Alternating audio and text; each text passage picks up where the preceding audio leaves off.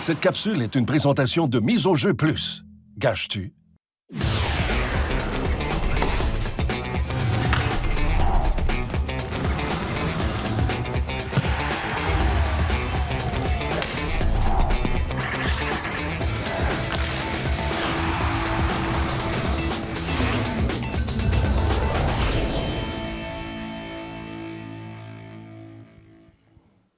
Bonjour et bienvenue à ce podcast, cette balado de Faites vos jeux. Martin Lemay accompagné de Tony Marinaro. Comment ça va? Oui. Écoute, Vas-y, je te laisse te aller. souviens-tu ces jours où est-ce que tu voulais pas aller à l'école parce que tu avais un examen, puis tu disais que tu avais la grippe, puis T'avais pas étudié. Tu filais pas bien, c'est ça, t'avais Ouais. pas, c'est ça. Donc, moi, après une semaine de 0 victoire puis 2 défaites dans mes prédictions, j'avais le goût de pas venir aujourd'hui, mais finalement, c'est l'argent qui m'a influencé. Ouais, OK, on Oui. t'a payé pour être ici. Oui, exactement ça. C'est-tu ta performance qui t'écœure ou c'est ta performance jumelée à la mienne qui t'écœure?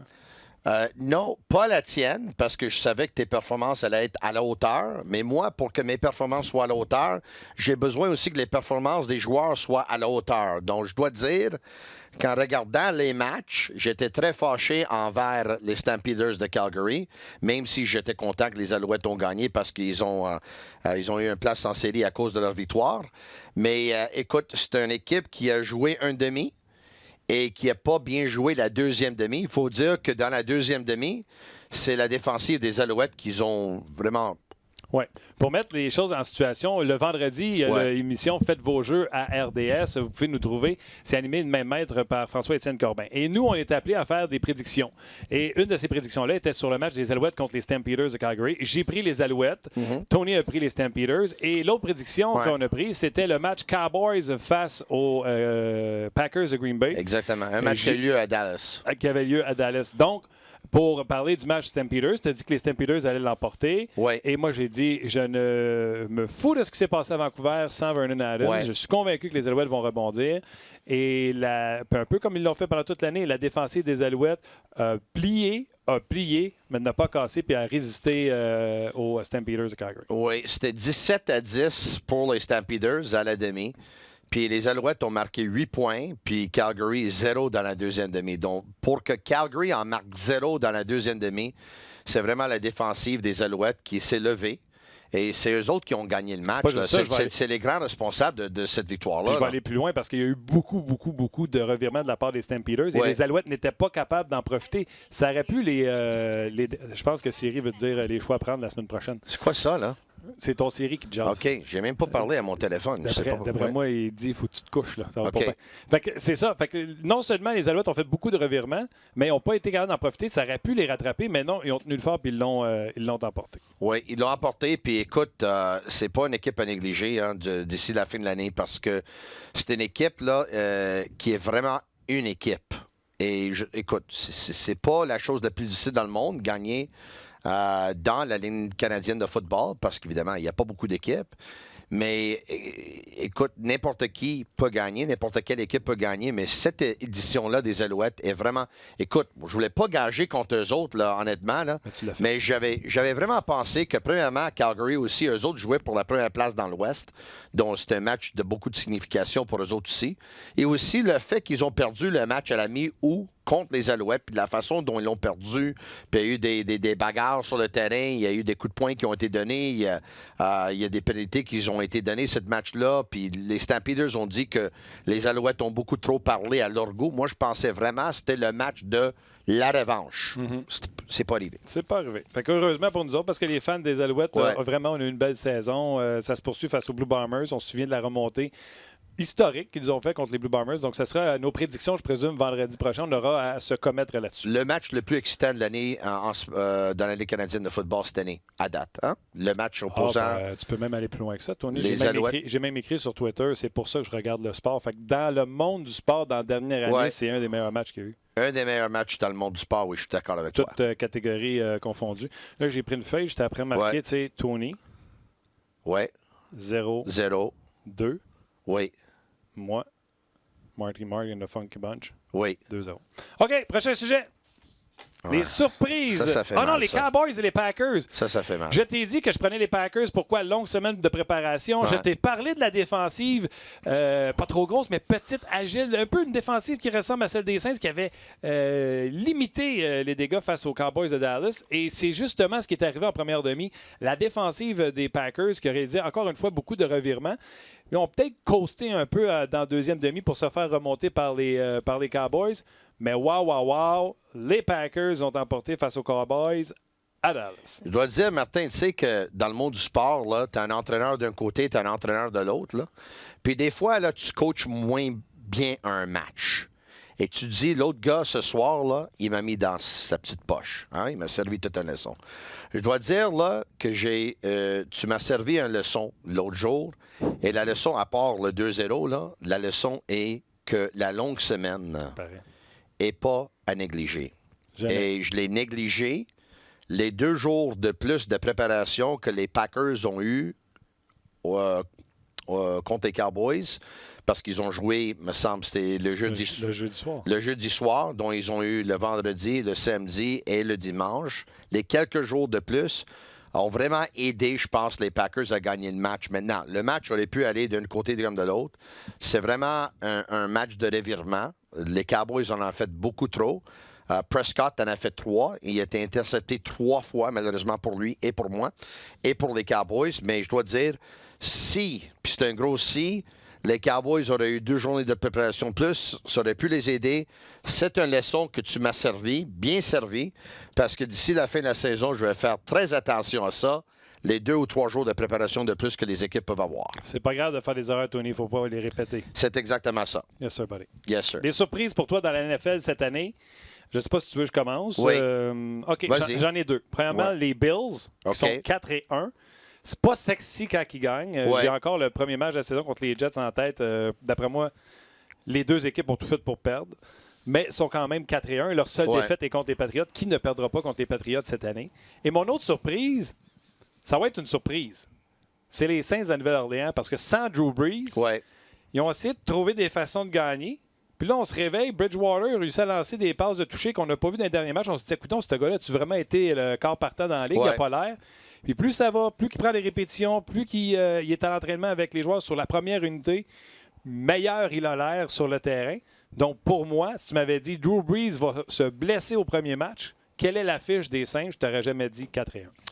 Écoute, je pense pas qu'on pourrait mettre les Patriots de la Nouvelle-Angleterre dans une catégorie de surprise. Évidemment, loin de là. Mais moi, qu'est-ce que je veux ajouter à cette conversation-là est tellement qu'ils dominent. Ça me surprend un peu. Je savais qu'ils allaient gagner leur division, puis c'est pas fini encore. Je ne donnais pas beaucoup de chance aux Bills de Buffalo, je ne donnais pas beaucoup de chance aux Jets de New York, je ne donnais pas beaucoup de chance aux Dolphins de Miami. Je suis prêt à te donner 10 pour 1 big, si tu veux. Mais c'est ça. C'est pas fini encore, je sais, mais écoute, là, ils sont en train de battre les équipes contre qui ils jouent, là, par 20, 25, ils n'ont pas de calendrier difficile, 30. Tu sais. Oui, je comprends. pense qu'à la semaine 13, ils vont affronter les Chiefs. Je pense que je me suis rendu là jusqu'au calendrier pour voir c'est quand est-ce qu'ils vont affronter une vraie équipe. Encore là, les Chiefs n'ont pas vraiment une grosse défensive. C'est parce qu'ils prennent les devants rapidement avec Mahomes, puis après ça, c'est plus facile de défendre. Mais ils ont vraiment un calendrier facile. Je suis aussi surpris du beau jeu des 49ers de San Francisco à date. Invaincu. Écoute, il joue très, très bien. Un des meilleurs défensifs de la Ligue. Ça, je ne m'entendais pas. Un départ de 3 victoires et 0 défaites. Puis je sais que toi, tu m'as nommé des surprises. Là. Ça, c'est pas vraiment des grosses surprises, mais je suis surpris qu'ils sont invaincus, ces 2 équipes-là, après 3 matchs pour un, puis 5 matchs pour l'autre. OK. Allons-y, bien sûr, avec le Canadien de Montréal, qui vient de connaître une semaine... 3 points, c'est une possibilité, mais combien spectaculaire? Je sais que les gens qui font des paris, ils s'en foutent de quel point était le spectacle, mais moi, j'ai trouvé ça exceptionnel. Et que dire de la performance de Jonathan Drouin qui a été critiqué et qui sort de ces 2 premiers matchs-là en étant un des contributeurs principaux de ces victoires. Mais vois-tu, tu n'as pas besoin de récolter beaucoup de points pour aider une équipe. Hein?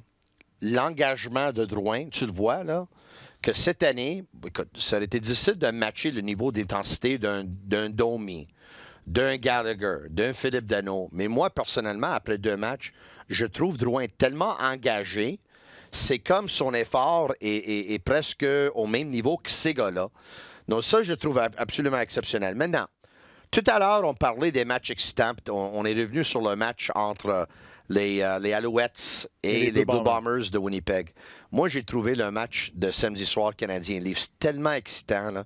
C'est sûr, c'est pas un match qui est appelé à Claude Julien ni à Mike Babcock parce qu'eux autres, les coachs, quand le jeu défensif est comme ça, quand il y a des erreurs, quand l'autre équipe marque 4-5 buts, ils deviennent fous pour ces choses-là.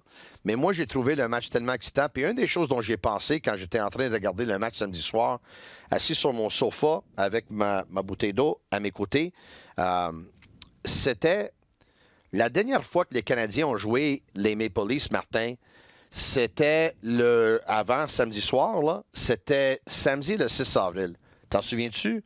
C'était le fameux match de Payling là, qui a marqué les 3 buts puis a marqué le but dans la fusillade aussi. Ça veut dire là, que les Canadiens ont joué Toronto et leur deuxième match de la saison 6 mois plus tard. Ils ont eu 5 mois de congé. 5 mois. Parce qu'un mois, évidemment, c'était le camp, les matchs de pré-saison, ces choses-là. Où est-ce que je m'en vais avec ça? C'est que le hockey peut être tellement excitant quand ces gars-là ont un peu de repos. Hein? Un peu de repos, puis tu vois leur patin. J'ai toujours dit, puis ça va peut-être jamais arriver, que je trouve que le calendrier dans la Ligue nationale de hockey est bien trop long. Moi, j'enlèverais 2 matchs par mois. Comme ça, on pourrait éviter les 3 matchs en 4 soirs ou les 4 en 6 ou peut-être les 2 en 2. 2 matchs par mois, j'enlèverais. C'est sûr que les équipes ils vont perdre de l'argent. Tu donnes droit à chaque équipe d'avoir un commanditaire sur le chandail. 6 matchs, ça va être quoi? 12 millions, 15 millions, 20 millions? Ils vont pouvoir le vendre à un commanditaire. Mais c'était tellement excitant, ce match-là. Attends une seconde, là, tu vas te prendre un commanditaire pour remplacer ton 12-15, mais le commanditaire qui lui payait X montant, là, tu y enlèves 8 games, comment tu vas le rembourser? C'est beaucoup plus que ça. C'est beaucoup plus que ça en perte d'argent. Ouais. De un. Et de deux, les joueurs ont demandé une semaine de congé. On leur donne une semaine au match des étoiles. Dans le temps de Noël, ça prend tant de jours. Ouais. Fait qu'à un moment donné, tu sais, si tu veux avoir le beurre, ben, tu peux pas avoir l'argent du beurre. Oui, je comprends. Si tu veux avoir tous ces congés-là, buddy, prépare-toi à jouer des 2 en 2 puis des 3 en 4. Oui. C'est le même que ça marche. Une autre chose, c'est que la saison doit commencer avant le 3 octobre, avant le 2-3 octobre. Là. Ouais. Ça doit commencer à la mi-septembre puis finir avant la fin mai. Ça, tu vois, là-dessus, je te rejoins, par exemple. Ça pourrait commencer un peu plus tôt. Donc, oui, on a eu des très bons matchs de la part du Canadien. Mais là, il y a un programme triple qui s'en vient cette semaine. Les Sabres à Buffalo mercredi. Ouais. Et là, jeudi, c'est le match d'ouverture à Montréal face aux Red Wings de Détroit. Et tu auras les Blues de Saint-Louis samedi, les champions défendants de la Coupe Stanley, qui sont déjà au pays. Là, ils jouent ce soir face aux Blues de Saint-Louis lundi soir, parce qu'on enregistre le podcast lundi. Donc, déjà, les Blues seront en ville. Ouais. Combien de victoires pour le Canadien dans cette semaine-là? Et moi, la question que je me pose, Carey Price. Ouais. Dis-moi pas qu'il est fatigué, là. Il a joué 2 matchs, il est congé dimanche, congé lundi, congé mardi. Faut que Carey soit dans le but mercredi, jeudi. Non. Est-ce qu'il faut que Carey joue contre les Blues de Saint-Louis? Oui. Gagnant la Coupe Stanley l'année passée, samedi soir? Oui. Donc, pourquoi il va jouer 3 matchs en 4 soirs avec le voyage inclus? Je comprends, parce qu'ils ont eu 6 mois de congé. Je comprends ces choses-là. Le voyage Buffalo-Montréal, arrête, là, c'est une demi-heure. Martin, pourquoi ils sont allés chercher Keith Kincaid? Il a joué 41 matchs l'année passée pour New Jersey. Si Keith Kincaid ne pourrait pas jouer... Je vais te l'expliquer, mais Tony. si Keith Kincaid ne peut pas jouer mercredi soir à Buffalo, on a un méchant problème, là. Ben là, attends une seconde. Les Sabres sont à prendre au sérieux. 2 victoires, aucune défaite. OK. Et si Frederik Anderson n'était pas apte à jouer contre le Canadien, parce que je ne veux pas te faire de peine, c'était le fun de voir le Canadien, là. Mais si Anderson est dans le filet samedi, le Canadien ne gagne pas, là. Tu sais, merci Connor Hellebuyck. Mike Babcock n'a que lui à blâmer pour la décision de mettre Hellebuyck. C'est pas vrai que Frederik Anderson... La saison vient de commencer.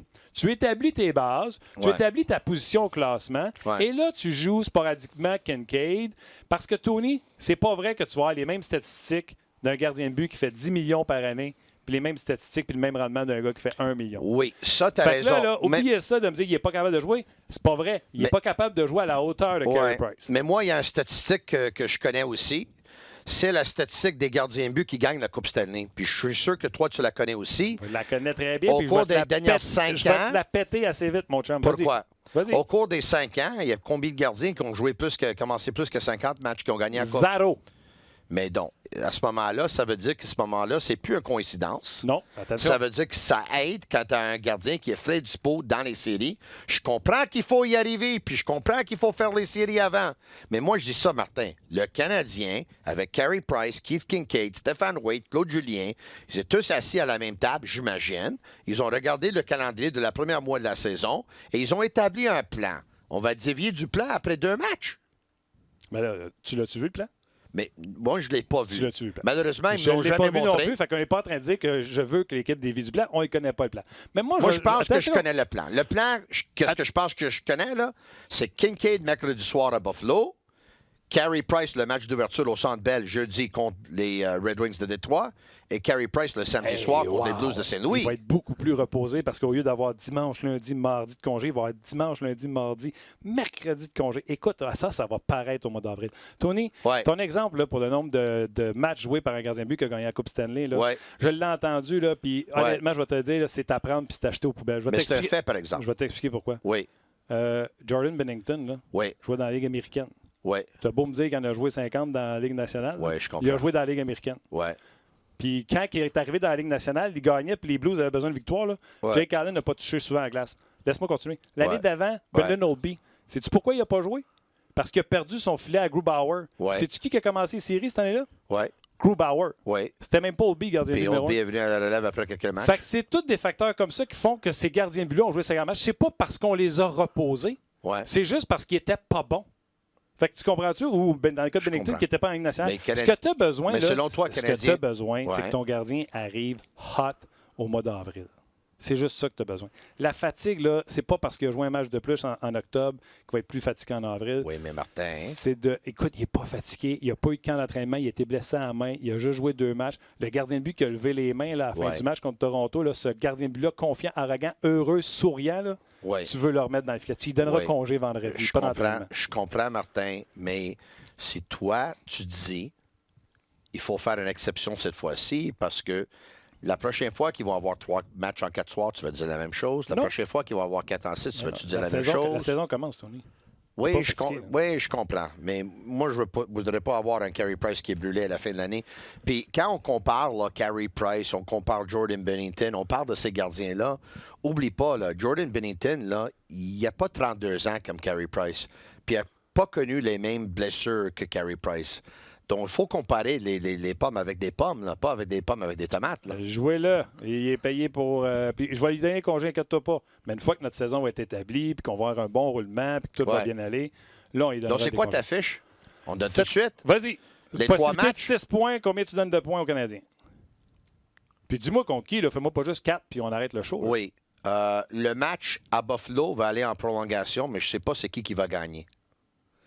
Le match contre Détroit, c'est le Canadien qui vont gagner la match d'ouverture. Et les Blues de Saint-Louis vont battre les Canadiens qui vont jouer leur 3e match en 4 soirs le samedi soir. Donc, 3 points, c'est sûr. Possibilité de 4. Toi, tu dis 3 points. C'est sûr. Possibilité de 4 s'ils gagnent le match en prolongation. OK, mais dis un à chiffre Buffalo. parce que je peux pas mettre des peut-être. Je vais y aller avec 4. Je suis plus optimiste que pessimiste. Je vais y aller avec 4. 4 points pour toi. Moi aussi, il va falloir que je prenne une décision parce que si c'est OK. Kincaid qui joue, Oui, le Canadien perd à Buffalo. OK. Si c'est Price, le Canadien gagne à Buffalo. Mais Kincaid va jouer. Alors, si tu dis Kincaid, je ne prendrai pas de chance, je vais fesser dans le milieu. Le Canadien, 5 points sur 6. Perd 1 point à Buffalo, puis OK. gagne Détroit, gagne Saint-Louis. OK. Pas OK. pire, ça? Prends ça C'est en bon. note. Ça, c'est très optimiste. Merci beaucoup. Pour une équipe qui actuellement défend mal. Là. Et Mais il marque beaucoup de buts. ben, ils ont un bon gardien. C'est Ça, qui est il n'y a important. aucun doute. Là. OK. Faites vos jeux, c'est tous les vendredis avec François-Étienne Corbin. Comme je vous disais tantôt, c'est mené de main de maître par François-Étienne Corbin. Tony et moi et beaucoup d'autres collaborateurs seront là également pour vous faire part de ce qu'on pense de certains affrontements, des facteurs à tenir en compte comme une semaine de congé ou Ouais. des journées de congé supplémentaires, etc. Ouais. Pour vous éclairer, bien sûr, sur vos paris sportifs. Donc, merci beaucoup d'avoir été là. J'espère que vous avez aimé cette première balado de Faites vos jeux. On sera de retour, bien sûr, à tous les lundis. Tony, merci. Merci à toi. Yes, sir. À la Bye-bye. prochaine. Bye-bye.